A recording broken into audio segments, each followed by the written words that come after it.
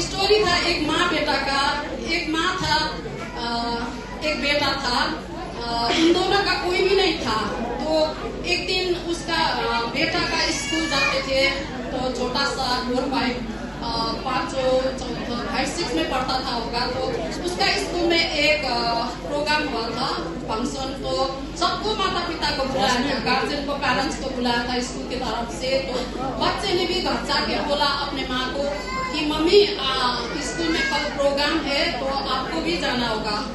तो बच्चे ने माँ को बोल दिया। तो माँ कितनी खुशी होगी इस समय में। आप सारे माएँ ने हिल किया होगा अपने बच्चों का स्कूल में गर्व के साथ जाते हैं हम लोग, है ना। तो इसी तरह उस दिन फंक्शन का दिन आया और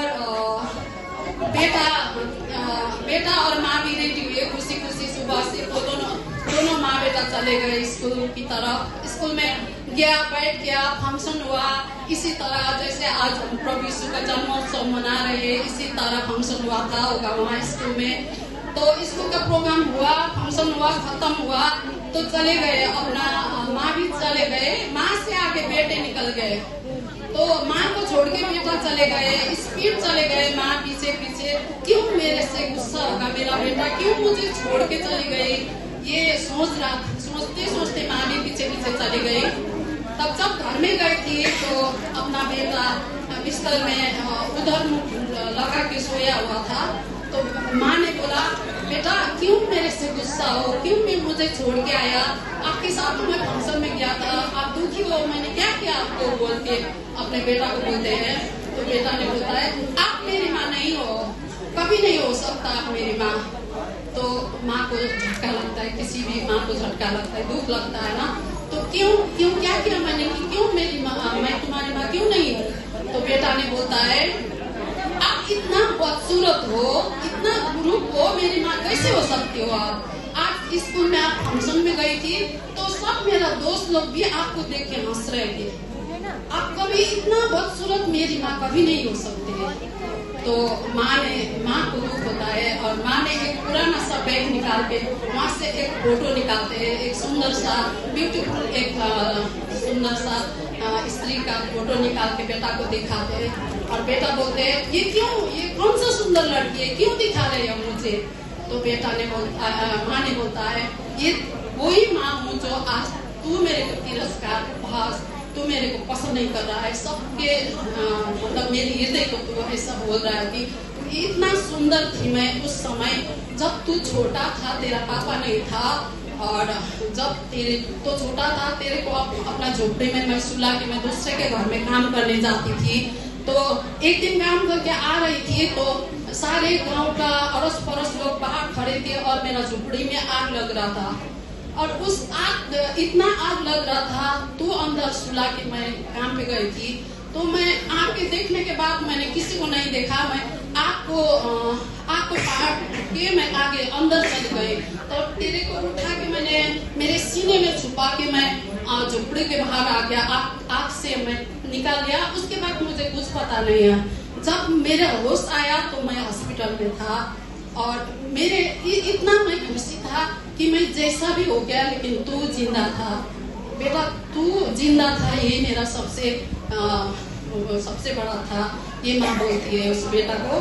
तब उस टाइम उस बेटा ने बोलता है, अंकमाल करते हैं अपने माँ को, माँ मुझे क्षमा करना, आप इतना सुंदर है, आप इतना सुंदर है, आप बदसूरत नहीं है, आप बहुत सुंदर हो मेरी माँ, मुझे क्षमा करना कि मैंने आपको पहचाना नहीं, आप कैसे थे, आपने मेरे लिए इतना बलिदान किया और मैंने आपको इतना आपको दिल दुखाया, बोल के क्षमा मांग के उसने अपने माँ को सर में पैर रखे, अंकमाल करके माँ बेटा का फिर प्रेम, वही मिलन होता है।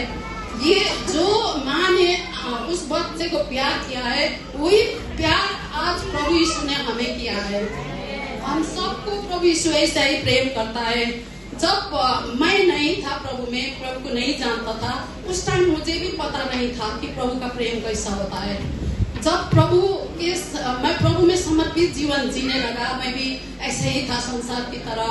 तो जब मैं प्रभु में समर्पित जीवन जीने लगा तो प्रभु का प्रेम तो मुझे भी फील हो गया कि प्रभु कैसा प्रेम करता है। इतना दुख आता है जीवन में, इस टाइम में हमें इतना पीड़ा परिस्थिति, कितना विकट परिस्थिति से हम चलना पड़ता है। लेकिन उस टाइम आप अकेले हो, किसी को परवाह नहीं करना कि प्रभु यीशु है, प्रभु है जो हमारा पुकारा सुनते हैं। हम प्रार्थना करते हैं, उसको हम बोलते हैं तो प्रभु सुनते हैं। मैं क्षमा मांगती हूँ, छोटी सी समय ले लिया। एक टाइम मेरा भी ऐसा हुआ था, मैं छोटा सा बोलती हूँ, मेरा जीवन गवाई भी। मेरा बेटा को भी सारी मेरा मर गया, डेट हो गया था। एक ही बेटा था सारा, वो भी मरने वाला था। इनफ लाइफ, इतना बीमार हुआ था वो। तो मैंने पूरा भगवान मानती थी। मैं 1 महीना फास्टिंग करना, मंगलवार पता नहीं किस का कौन सा 40 पढ़ते रहते थे। तब मेरा बेटा भी मरने वाला था यहीं पे सिकंदरपुर में, यहीं पे। तो उसको मरने वाला था। इतना सिटी में मैंने इतना डॉक्टर दिखाया, पता नहीं चला कि बीमार क्या है। तो जब मैंने इतना सारे 33 कोटि देवी देवता सबको मैंने उपवास की थी, मंदिर गया था, प्रार्थना किया था, सारे आध्यात्मिक पुस्तकें पढ़ी थी, लेकिन कुछ नहीं हुआ।